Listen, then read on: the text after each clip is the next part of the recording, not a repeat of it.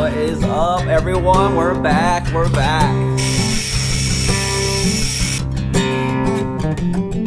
Man, we're all here at Carolina Adventure World just hanging out. Thanks a lot for tuning in.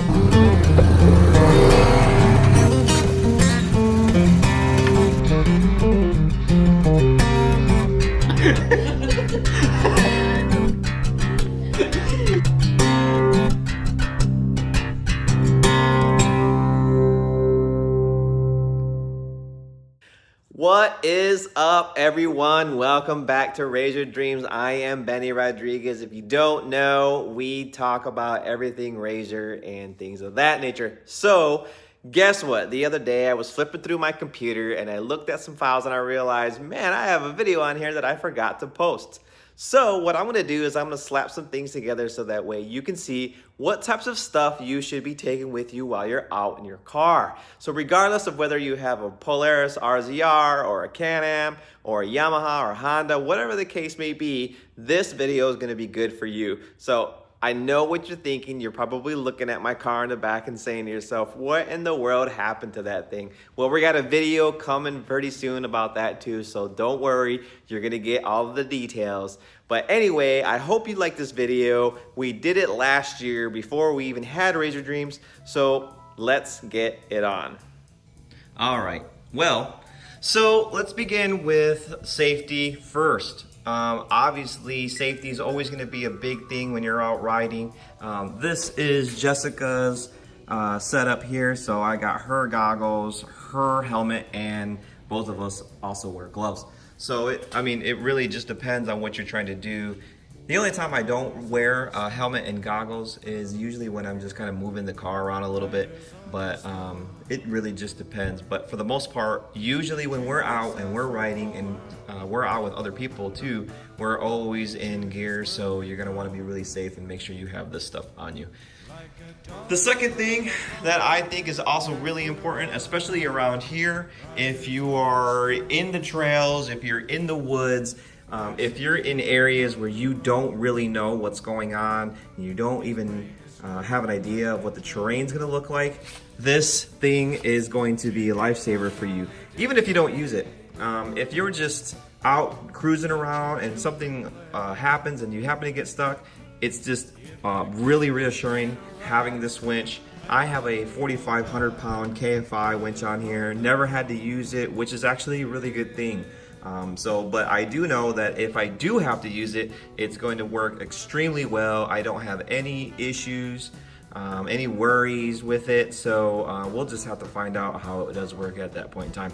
But this is also a really good idea to have. So if you can't afford to get one, I highly recommend you do that.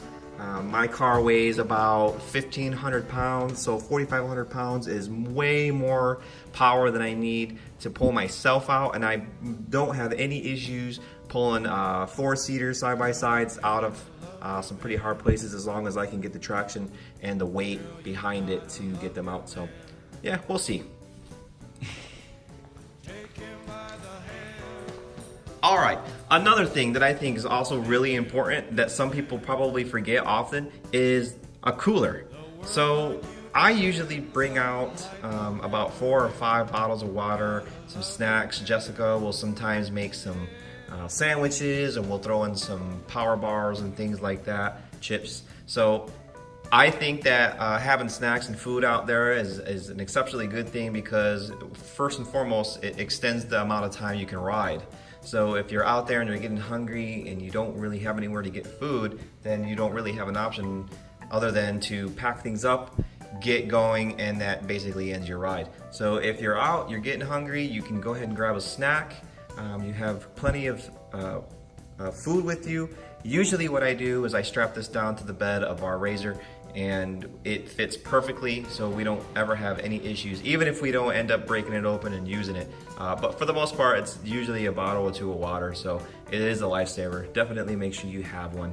It doesn't have to be with you, but as long as you take one out, so that way you have some food with you, it's a good idea. All right, so let's get into the nitty-gritty here. A lot of these things are just pieces of equipment that I bring with me. It's not necessarily something that you have to have, but these are like the basics for me. If I'm gonna go out in my car and we're gonna be out for maybe half day, even just a couple hours, I have this stuff on me all the time. So first and foremost is more straps. So, I mean, the more straps, the better. The last thing you want, especially when you're out by yourself, is to get stuck. Now, if I'm out and we are by ourselves and we do happen to get stuck, all I need to really do is look for the nearest tree. So each one of these is 20 feet, so I have 40 feet of recovery strap, and then my winch itself has an additional 30 feet on that. So I have so much security here with knowing that I could probably pull myself out of anywhere. And these things are really important. Right next to it, I have a bag of tools. So, I mean, everything from some D-rings in here to help me put these straps together, to screwdrivers and zip ties. I have some more zip ties here, and having these tools, a small toolkit isn't robust. I mean, there's not all kinds of stuff in there, but it's just in case I run into a bad situation or somebody else out on the trail runs into a bad situation, I can help them. The second thing that I also think is important is a tire repair kit. I don't carry a spare tire. A lot of people do, but I don't have room for it. I don't know how long I'm gonna hold on to these wheels and tires for our RZR, but I don't think it's gonna be very long, so I'm not really interested in buying a replacement and carrying that around with me. So what I have here is this tire repair kit. I've actually already used this on Jessica's Grand Cherokee, and it worked perfectly fine. She got a flat, I repaired it with this, I put some air in it, and it's been perfectly fine ever since. It's been probably about a good 5 months now. So this is something I got off of Amazon. I think it cost me like $15. So, I mean, it's here for when I need it. I don't think I'd ever have a problem using it, especially out on the trail with a toy. So very good investment, super cheap, and it already works. I already know that.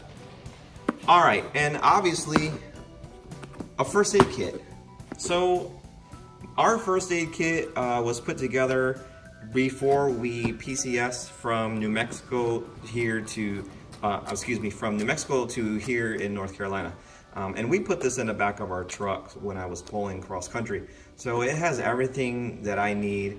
I mean, it's pretty hardcore. I don't think that you need something this big, but definitely bandages, Band-Aids, maybe even just like some Tylenol, right? I mean, the last thing you want to be out there is you get a headache. Maybe you're not drinking enough water because you didn't bring your cooler. So, you know, whatever. But we definitely put this in the back of our car. We keep it in there, and I transfer it. So when I'm not out riding, when I park the RZR in the garage, I take this out, I put this in my truck, along with this, and my air compressor too, and I'll get to that in a minute. Gloves, always good to have. I usually use these when I'm loading and unloading onto the trailer. It saves your hands. I'm like a walking, I cut myself constantly. I'm always getting cut by something because I'm always out here tinkering with things. So gloves is absolutely something you'll definitely want. Or you can get that from Lowe's for like $8, easy kill. You can even get those at the BX. So radios. So these aren't totally required. The one thing that I think these are really good for is they are short range. I mean, they say they're like a 30-mile walkie-talkie, but they're really only good for about 1.5 miles, 2 miles. And this is good for specifically places like Busco Beach. If Jessica decides to stay back at the car and she wants to read a book and hang out while I'm out tearing it up, we can each have our own radio, and she can radio me or I can radio her, and you know, we can talk really quick about something. These are actually a lot better for when you're driving cross country, like we did just last year. She was pulling our RZR and I was pulling our camper, so there was a lot of areas where we didn't get cell coverage, so it was really good. It worked. These things were great. I think they were $89, $90 at like Dick's Sporting Goods or something like that. All right. A fire extinguisher. So there's a couple problems with carrying a fire extinguisher. First and foremost, Jessie thinks that this thing's gonna blow up like any minute. She just doesn't like combustible things. So I don't know if you're gonna feel like that, or if maybe your riding partner's gonna feel like that. But these are a little tricky too, because you don't want to store your fire extinguisher where you won't be able to get it at the time that you're gonna need it. So you don't want to store this close to your engine, which is usually where you're going to need a fire extinguisher. I don't carry a fire extinguisher for that intent. I carry my fire extinguisher in case somebody else catches fire. And I'm saying that in all reality because the only place right now I can store mine is directly above my engine.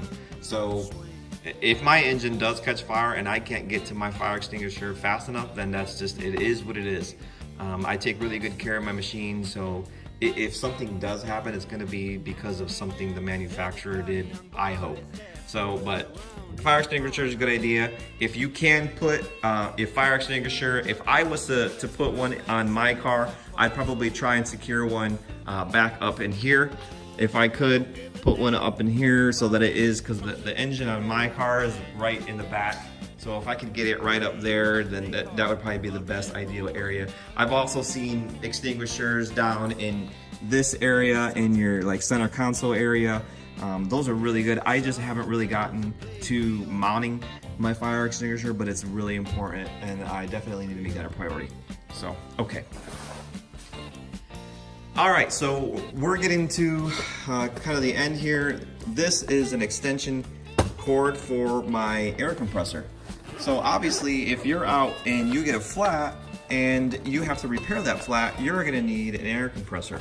I found this one through doing a ton of research. It's, I think it's pronounced Viair, but I've used it multiple times already. I've filled up the air in my Jeep when we were out camping before I had my truck. It works really well. I have used it to put air in the RZR tires when I'm out. There's a lot of times when I get out to the trail and I like, oh my God, I totally forgot to check my tire pressure. So I'll check it and it'll be 1 or 2 PSI lower than I want it to be. So I'll just throw this thing in and I'll pump them up. This is really good because if you are, dragging this thing around, or a buddy maybe needs some air and you don't really want to mess around with trying to move all the cars around, then this is really good. It also helps with the truck. So if you're plugging this into your truck, then you'll have this extension cord and you can just fill up the tires on your RZR or your toy or whatever you have directly when it's in the truck on the back of the trailer. So this extension cord works really good. I also bought this off Amazon. If you haven't noticed by now, I basically buy everything off Amazon, but really great reviews. It works really well. I haven't had any issues with it. So if you need to know what type of a brand to get, I highly recommend that brand. Right here is a little headlight. I mean, it basically speaks for itself. You're out at night, you need some light, headlight. You don't have to waste the battery in your phone. And last but not least is my shovel.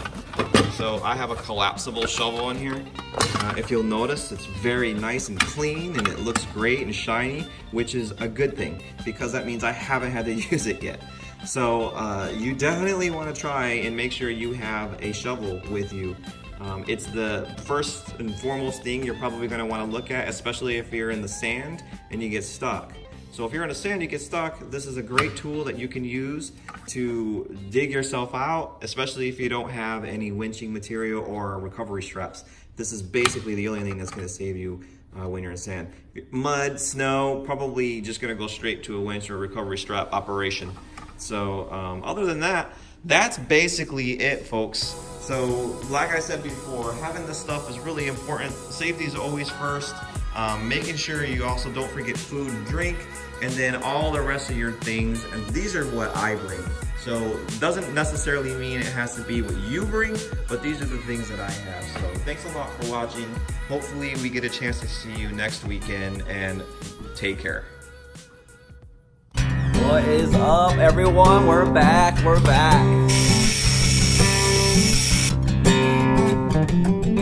Man, we're all here at Carolina Adventure World just hanging out. Thanks a lot for tuning in.